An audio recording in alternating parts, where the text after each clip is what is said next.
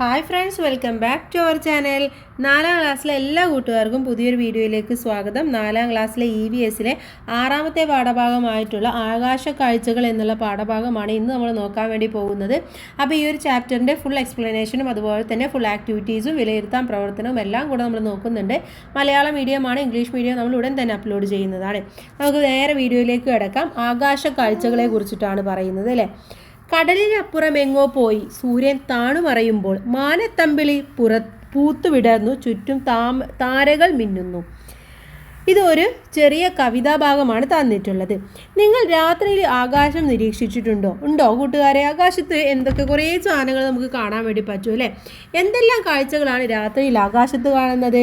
നക്ഷത്രങ്ങളെ, ചന്ദ്രനെ, ചില ഗ്രഹങ്ങളെ എന്നിവ രാത്രിയിൽ കാണാൻ കഴിയും. പകൽ സമയത്ത് നമുക്ക് സൂര്യനെ മാത്രമേ കാണാൻ പറ്റുള്ളൂ. പിന്നെ മേഘങ്ങളെയും കാണാൻ പറ്റും അല്ലേ. സൂര്യനെ രാവിലെ എവിടെയാണ് കാണുന്നത്? കിഴക്ക് ദിശയിലാണ് സൂര്യൻ ഉദിക്കുന്നത്. കിഴക്ക് ദിശയിൽ. വൈകുന്നേരം പടിഞ്ഞാറാണ് സൂര്യൻ അസ്തമിക്കുന്നത്. ആകാശ ഗോളാകൃതിയിൽ എന്തൊക്കെ കാണാം? ആകാശത്ത് ഗോളാകൃതിയിൽ കാണുന്നത് സൂര്യന്, ചന്ദ്രന് ഇവയൊക്കെയാണ്.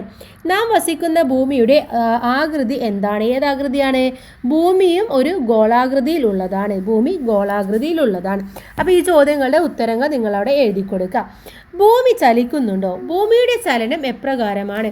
ഭൂമി ചലിക്കുന്നതായിട്ട് നമുക്ക് തോന്നിയിട്ടുണ്ടോ? നമുക്ക് തോന്നാറില്ല അല്ലേ. പക്ഷേ രാത്രിയും പകലും ഉണ്ടാകുന്നത് എങ്ങനെയെന്ന് നിങ്ങൾക്കറിയാമോ? ഭൂമി സ്വയം കറങ്ങുന്നുണ്ട്, അതോടൊപ്പം സൂര്യനെ ചുറ്റി സഞ്ചരിക്കുന്നുമുണ്ട്. ഓക്കെ, അപ്പോൾ ഭൂമി എന്ന് പറയുന്നത് സ്വയം കറങ്ങുന്നുമുണ്ട്, അതിൻ്റെ ഒപ്പം തന്നെ സൂര്യനെ ചുറ്റി വലയം വെക്കുകയും ചെയ്യുന്നുണ്ട്. അപ്പോൾ ഭൂമി ചലിക്കുന്നതിൻ്റെ പോലെ തന്നെ ചന്ദ്രനും ചലിക്കുന്നുണ്ടാവില്ലേ? ഉണ്ട്.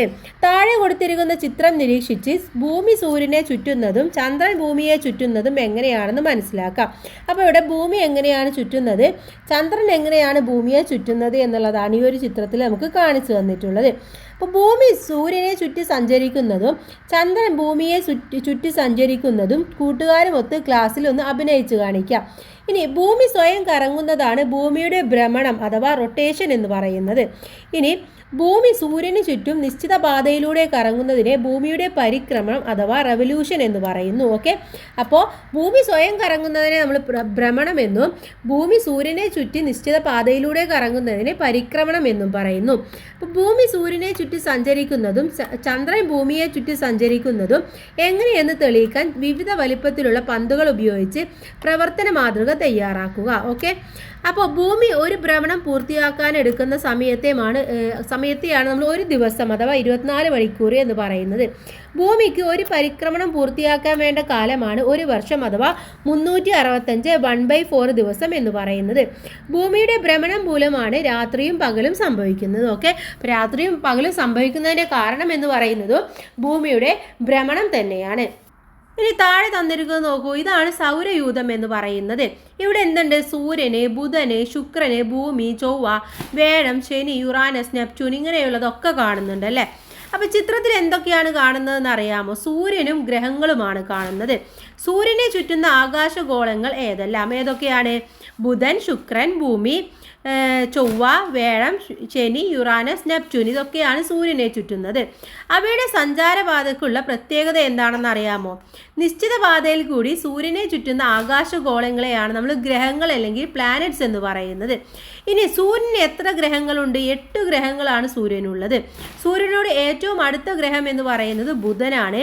സൂര്യന് ഏറ്റവും അകലെയുള്ള ഗ്രഹം എന്ന് പറയുന്നത് നെപ്റ്റ്യൂൺ ആണ്. ഇതൊക്കെ ആ ചിത്രത്തിൽ നിന്ന് നമുക്ക് മനസ്സിലാക്കാൻ വേണ്ടി പറ്റും. സൂര്യനുമായുള്ള ദൂരത്തിൻ്റെ ക്രമത്തിൽ ഗ്രഹങ്ങളുടെ പേരെഴുതാനാണ് ബുധന്, ശുക്രൻ, ഭൂമി, ചൊവ്വ, വ്യാഴം, ശനി, യുറാനസ്, നെപ്റ്റ്യൂൺ. ഒന്നുകൂടെ പറയാം: ബുധൻ, ശുക്രൻ, ഭൂമി, ചൊവ്വ, വ്യാഴം, ശനി, യുറാനസ്, നെപ്റ്റ്യൂൺ. ഇനി ഭൂമിയെ ചുറ്റുന്ന ആകാശഗോളങ്ങൾ ഏതാണ്? ചന്ദ്രനാണല്ലേ. അപ്പോൾ ഗ്രഹങ്ങളെ ചുറ്റുന്ന ആകാശ വസ്തുക്കളാണ് ഉപഗ്രഹങ്ങൾ അഥവാ സാറ്റലൈറ്റ്സ് എന്ന് പറയുന്നത്. ചന്ദ്രൻ എന്ന് പറയുന്നത് ഭൂമിയുടെ ഒരു സാറ്റലൈറ്റ് ആണ് അഥവാ ഉപഗ്രഹമാണ്. സൂര്യനും സൂര്യനെ ചുറ്റുന്ന ഗ്രഹങ്ങളും അവയുടെ ഉപഗ്രഹങ്ങളും മറ്റനേകം ആകാശ വസ്തുക്കളും ചേർന്നതാണ് സൗരയൂഥം എന്ന് പറയുന്നത് അഥവാ സോളാർ സിസ്റ്റം. അപ്പോൾ സോളാർ സിസ്റ്റം എന്താണെന്ന് ചോദിച്ചാൽ എന്ത് പറയും? സൂര്യനും സൂര്യനെ ചുറ്റുന്ന ഗ്രഹങ്ങളുണ്ടായിരിക്കും, അവയുടെ ഉപഗ്രഹങ്ങളും മറ്റ് അനേക വസ്തുക്കളും ആകാശ വസ്തുക്കളും കൂടി ചേർന്നതാണ്. ഇനി നമുക്ക് സൗരയൂഥത്തിലേക്ക് ഒരു യാത്ര പോയാലോ? എന്തൊക്കെ കാഴ്ചകൾ കാണാൻ വേണ്ടി കഴിയും? അപ്പോൾ സ്റ്റെല്ലേറിയ മാപ്പ് ഉപയോഗിച്ച് ആകാശ കാഴ്ചകൾ കാണൂ. കാഴ്ചയുടെ കുറിപ്പുകൾ എൻ്റെ പരിസര പഠന പുസ്തകത്തിൽ എഴുതും. അപ്പോൾ നിങ്ങൾ ഈ ഒരു ആപ്പ് ഡൗൺലോഡ് ചെയ്യുക, എന്നിട്ട് അതൊന്ന് കണ്ടു നോക്കുക. ചന്ദ്രൻ എന്ന് പറയുന്നത് നമ്മൾ പറഞ്ഞു ഭൂമിയുടെ ഉപഗ്രഹമാണ് അല്ലേ. അപ്പോൾ ചന്ദ്രനെ ആകാശത്ത് കാണാറുണ്ടല്ലോ. എല്ലാ ദിവസവും ഒരേ ആകൃതിയിലല്ലല്ലോ കാണുന്നത്. അതിൻ്റെ കാരണം എന്തായിരിക്കും? എല്ലാ ദിവസവും നമ്മൾ ഒരേ ആകൃതിയിലാണ് ചന്ദ്രനെ കാണുന്നത്? അല്ല. അപ്പോൾ അതിനു വേണ്ടി ഒരു പരീക്ഷണമാണ്. ആവശ്യമായിട്ടുള്ള സാമഗ്രികൾ സമചതുരാകൃതിയിൽ വശങ്ങളുള്ള ഒരു കാർഡ്ബോർഡ് പെട്ടി, പന്ത്, നാരങ്ങ, ടോർച്ച്, കണ്ണാടി, നൂല്, ഇത്രയും സാധനങ്ങൾ എടുക്കാം. പ്രവർത്തന ക്രമം: ഒരു സമചതുര പെട്ടിയുടെ 4 വശങ്ങളുടെയും മധ്യഭാഗത്ത് 3 സെന്റിമീറ്റർ വീതം വലിപ്പമുള്ള 3 ദ്വാരങ്ങൾ ഉണ്ടാക്കുക. പെട്ടിയുടെ മധ്യഭാഗത്ത് വരത്തക്ക വിധം ഏകദേശം 3 സെന്റിമീറ്റർ വലിപ്പമുള്ള പന്തോ നാരങ്ങയോ കെട്ടിത്തൂക്കുക. പെട്ടിയുടെ ഏതെങ്കിലും ഒരു ദ്വാരത്തിലൂടെ പന്തിലേക്ക് ടോർച്ചോ കണ്ണാടിയോ ഉപയോഗിച്ച് പ്രകാശം പതിപ്പിക്കുക. മറ്റു ദ്വാരങ്ങളിലൂടെ നിരീക്ഷിക്കൂ. അപ്പോൾ നമുക്ക് എന്ത് കാണാൻ വേണ്ടി പറ്റും? ഒന്നാമത്തെ ചിത്രത്തിൽ എങ്ങനെയാണ് കണ്ടത് എന്നുള്ളത് നിങ്ങൾ അവിടെ എഴുതി നോക്കുക. പരീക്ഷണ കുറിപ്പ് എൻ്റെ പരിസര പഠന പുസ്തകത്തിൽ എഴുതുകയും വേണം. അപ്പോൾ നമുക്ക് ഓരോന്നിനും ഓരോ വലിപ്പത്തിലാണ് കാണാൻ വേണ്ടി പറ്റുന്നത്. ചന്ദ്രനെ പൂർണ്ണമായും കാണുന്നത് ഏത് ദ്വാരത്തിലൂടെ നോക്കുമ്പോഴാണെന്നും നിങ്ങൾ മനസ്സിലാക്കുക. ചന്ദ്രനെ ഒട്ടും കാണാത്ത ദിവസങ്ങളുണ്ടോ എന്നുള്ളതും മനസ്സിലാക്കുക. അപ്പോൾ ഭൂമിയിൽ നിന്ന് നോക്കിയാൽ ചന്ദ്രന്റെ പ്രകാശിത ഭാഗം പൂർണ്ണമായി കാണുവാൻ കഴിയുന്ന ദിവസത്തെ നമ്മൾ പൗർണമി അഥവാ ഫുൾ മൂൺ എന്ന് പറയുന്നു. അപ്പോൾ ചന്ദ്രനെ ഫുള്ള് കാണാൻ വേണ്ടി പറ്റുന്ന ദിവസം പൗർണമി എന്നുള്ളതാണ്. പൗർണമി ദിനത്തിൽ സൂര്യൻ, ഭൂമി, ചന്ദ്രൻ എന്നിവയുടെ സ്ഥാനക്രമം എങ്ങനെയാണെന്ന് നോക്കൂ. എങ്ങനെയാണ്? സൂര്യൻ നോക്കൂ, ഭൂമി നോക്കൂ, ചന്ദ്രനെ നമുക്ക് ആ ദിവസം ഫുള്ളായിട്ട് കാണാനും വേണ്ടി പറ്റും. അപ്പോൾ സൂര്യനും ചന്ദ്രനും ഇടയിലായി ഭൂമി വരുമ്പോൾ ചന്ദ്രനിൽ പ്രകാശം പതിക്കുന്ന ഭാഗം ഭൂമിക്ക് അഭിമുഖമാണ്. അതുകൊണ്ടാണ് നമുക്ക് ഫുള്ളായിട്ട് കാണാൻ വേണ്ടി പറ്റുന്നത്. ഇനി സൂര്യനും ഭൂമിയും ഇടയിലായി ചന്ദ്രൻ വരുമ്പോൾ, സൂര്യൻ്റെയും ഭൂമിയുടെയും ഇടയിലായിട്ട് വരുമ്പോൾ അവിടെ എന്താണ്? പ്രകാശം പതിക്കാത്ത ഭാഗം ഭൂമിക്ക് അഭിമുഖമാണ്. അപ്പോൾ അവിടെ എന്ത് സംഭവിക്കും? അന്നത്തെ ദിവസം ഒട്ടും കാണാൻ വേണ്ടി പറ്റില്ല. അപ്പോൾ ഭൂമിയിൽ നിന്ന് നോക്കിയാൽ ചന്ദ്രന്റെ പ്രകാശിത ഭാഗം ഒട്ടും തന്നെ കാണാൻ കഴിയാത്ത ദിവസമാണ് അമാവാസി അഥവാ ന്യൂ മൂൺ എന്ന് പറയുന്നത്. അപ്പോൾ നമ്മൾ 2 ദിവസത്തെ കുറിച്ച് പഠിച്ചു അല്ലേ. അപ്പോൾ ചന്ദ്രനെ പൂർണ്ണമായി കാണുന്ന രാത്രികളും തീരെ കാണാൻ സാധിക്കാത്ത രാത്രികളും ഉണ്ടാക്കാൻ എന്തായിരിക്കും കാരണം? അഭിമുഖമായി വരുന്നത് കൊണ്ട് തന്നെയാണല്ലേ. ഇനി അമാവാസി മുതൽ പൗർണമി വരെ ചന്ദ്രനെ നിരീക്ഷിക്കൂ. ഓരോ ദിവസവും ഒരേ സമയം നിരീക്ഷിക്കുവാൻ ശ്രമിക്കണേ. ഓരോ രാത്രിയിലും കാണുന്ന ചന്ദ്രന്റെ ചിത്രവും നിങ്ങൾ വരച്ചു ചേർക്കാം. അപ്പോൾ 1-ാമത്തെ ദിവസം, 4-ാമത്തെ ദിവസം, 7-ാമത്തെ ദിവസം എന്ന് പറഞ്ഞുകൊണ്ട് നിങ്ങൾ ഇതേപോലെ ഒരു ടേബിൾ എഴുതിയിട്ട് ഒന്ന് നിരീക്ഷിച്ചിട്ട് നിരീക്ഷിക്കുന്ന സമയവും എഴുതണം, ചന്ദ്രന്റെ രൂപവും എഴുതണം. ഇനി സ്റ്റെല്ലേറിയ മാപ്പ് ഉപയോഗിച്ചും ചന്ദ്രനെ നിരീക്ഷിക്കാം എന്ന് പറയുന്നുണ്ട്. അടുത്തതായിട്ട് നമ്മൾ ചന്ദ്രനിലേക്ക് ഒരു യാത്ര പോവുകയാണ്. ചിത്രങ്ങൾ നോക്കൂ. ഇവിടെ ചന്ദ്രനിൽ നിന്ന് എടുത്തിട്ടുള്ള ഒരുപാട് സംഭവങ്ങളുടെ ചിത്രങ്ങളാണ് അല്ലേ. ചന്ദ്രയാൻ്റെയൊക്കെയാണ് ചിത്രമാണ് തന്നിട്ടുള്ളത്. ചിത്രങ്ങളെ അടിസ്ഥാനമാക്കിയുള്ള വിവരങ്ങൾ ശേഖരിച്ച് ക്ലാസ്സിൽ ചർച്ച ചെയ്യൂ. നിങ്ങളുടെ സ്കൂളിൽ ചാന്ദ്രദിനം ആഘോഷിക്കാറില്ലേ എന്ന് ചോദിക്കുന്നുണ്ട്. ജൂലൈ 21-നാണ് നമ്മൾ ചാന്ദ്രദിനം ആഘോഷിക്കാറുള്ളത്. അപ്പോൾ ചാന്ദ്രദിനവുമായി ബന്ധപ്പെട്ട് എന്തെല്ലാം പ്രവർത്തനങ്ങളാണ് സ്കൂളിൽ നടത്തിയത് എന്നും നിങ്ങളൊന്ന് ആലോചിച്ച് നോക്കിയിട്ട് ഒരു പതിപ്പ് തയ്യാറാക്കുക. ഇനി ബൈനോക്കുലേഴ്സ് ഉപയോഗിച്ച് കൂടി നിരീക്ഷിക്കാനും കൂടി ചന്ദ്രനെ പറയുന്നുണ്ട്. മനുഷ്യൻ കാലുകുത്തിയ ഏക ആകാശഗോളമാണ് ചന്ദ്രൻ എന്ന് പറയുന്നത്. ചന്ദ്രനിൽ ധാരാളം കുന്നുകളും കുഴികളും ഉള്ളതായി കണ്ടെത്തിയിട്ടുണ്ട്. ചന്ദ്രനിലെ രഹസ്യങ്ങൾ കൂടുതൽ അറിയാനുള്ള ശ്രമങ്ങൾ ഇന്നും മനുഷ്യൻ നടത്തിവരുന്നു. ചന്ദ്രനെ കുറിച്ചുള്ള ശാസ്ത്രീയ പഠനമാണ് സെലനോളജി എന്ന് പറയുന്നത്.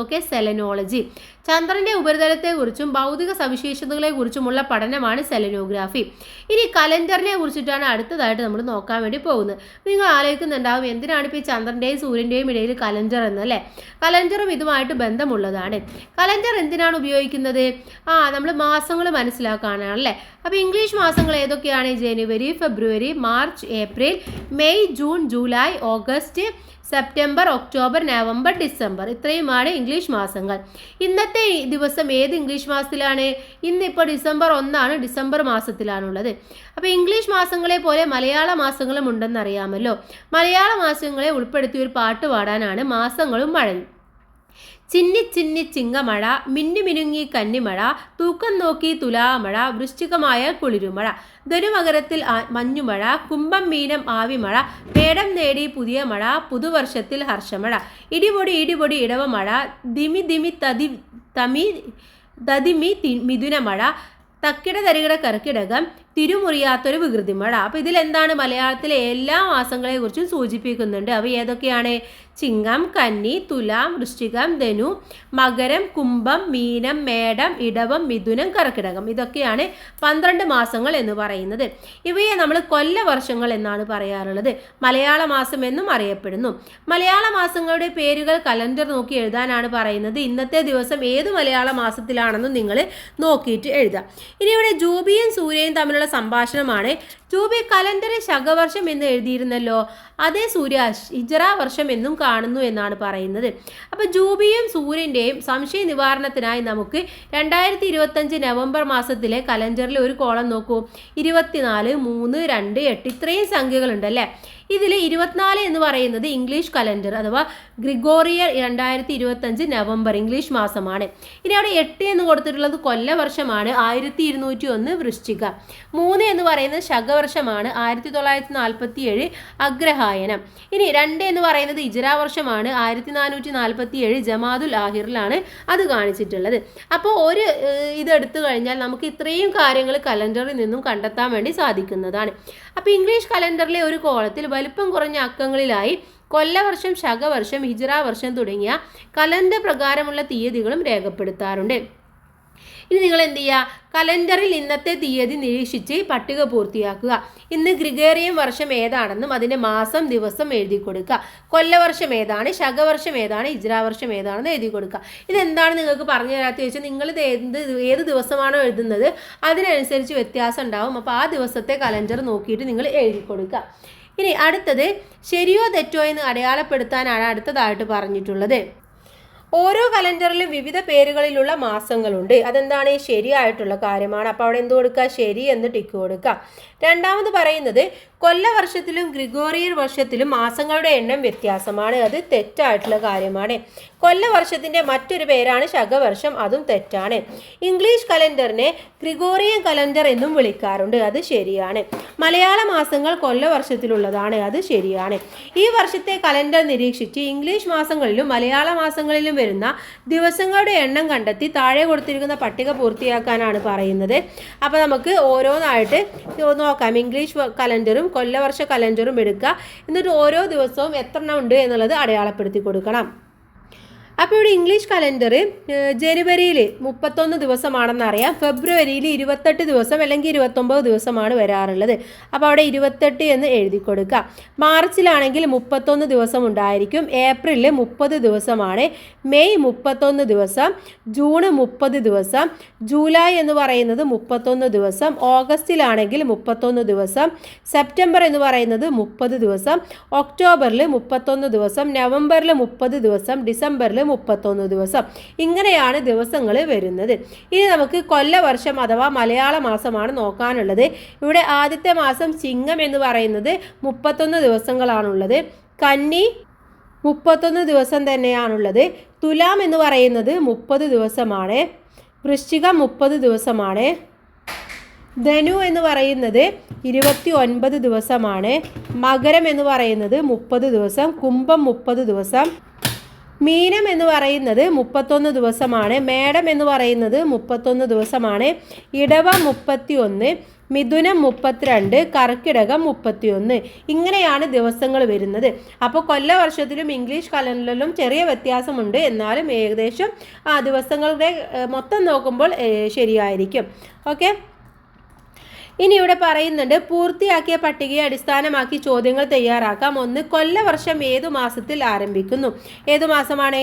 ചിങ്ങം മാസത്തിലാണ് ആരംഭിക്കുന്നത്. ഏറ്റവും കുറവ് ദിവസങ്ങളുള്ള ഇംഗ്ലീഷ് മാസം ഏതാണ്? ഫെബ്രുവരിയാണ്. ഓക്കെ. അതുപോലെ തന്നെ തുല്യ ദിവസങ്ങളുള്ള ഇംഗ്ലീഷ് മാസങ്ങളും കൊല്ലവർഷ മാസങ്ങളും ഏതൊക്കെ? ഇംഗ്ലീഷ് മാസങ്ങൾ തുല്യ ദിവസങ്ങളുള്ളത് ജനുവരി, April, June, August, October, December. ഇതൊക്കെ 31 ദിവസങ്ങൾ ഉള്ള ഇംഗ്ലീഷ് മാസങ്ങളാണ്.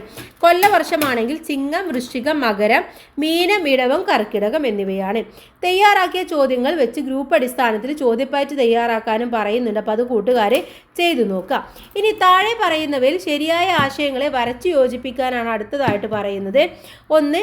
ഭൂമിയുടെ ഉപഗ്രഹം എന്ന് പറയുന്നത്. ഭൂമിയുടെ ഉപഗ്രഹം എന്ന് പറയുന്നത് ഏതാണ്? ചന്ദ്രനാണല്ലേ, ചന്ദ്രൻ. അപ്പോൾ ചന്ദ്രനിലേക്ക് മാച്ച് ചെയ്ത് കൊടുക്കാം.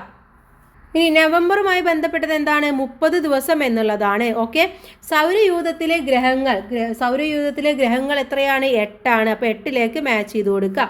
ഭൂമിയുടെ ഭ്രമണവുമായി ബന്ധപ്പെട്ടത് ഏതാണ് കൂട്ടുകാരെ ഇതിലുള്ളത്? ഭൂമിയുടെ ഭ്രമണം എന്ന് ബന്ധപ്പെട്ടത് 24 മണിക്കൂർ എന്നുള്ളതാണ്. ഓക്കെ, 24 മണിക്കൂർ. ഇനി ഒരു വർഷം എന്നുള്ളത് 365 1/4 ദിവസം എന്നതിലേക്ക് മാച്ച് ചെയ്ത് കൊടുക്കുക. സൗരയൂഥത്തിലെ ഏറ്റവും വലിയ ഗ്രഹം എന്ന് പറയുന്നത് വ്യാഴത്തിലേക്ക് മാച്ച് ചെയ്ത് കൊടുക്കുക. അപ്പോൾ ഈ രീതിയിലാണ് നിങ്ങളിത് മാച്ച് ചെയ്ത് കൊടുക്കേണ്ടത്. ഓക്കെ, ഇനി നമുക്ക് അടുത്ത ചോദ്യത്തിലേക്ക് കടക്കാം. പദപ്രശ്നം പൂർത്തിയാക്കൂ, പുതിയ പദപ്രശ്നങ്ങൾ നിർമ്മിക്കൂ എന്നാണ് പറയുന്നത്. അപ്പോൾ ഇവിടെയുള്ള ചോദ്യങ്ങളുടെ ഉത്തരങ്ങൾ പറഞ്ഞു തരാം. അതനുസരിച്ച് നിങ്ങൾ ആ പദപ്രശ്നം ഒന്ന് കംപ്ലീറ്റ് ചെയ്ത് കൊടുക്കുക. ഒന്ന്, താഴോട്ട് ചന്ദ്രനെ തീരെ കാണാൻ കഴിയാത്ത ദിവസം ഏതാണ്? അമാവാസി എന്നാണ് പറയുന്നത്. ഓക്കെ, അമാവാസി. 2, ഭൂമിയോട് ഏറ്റവും അടുത്ത ഗ്രഹം ശുക്രനാണ്.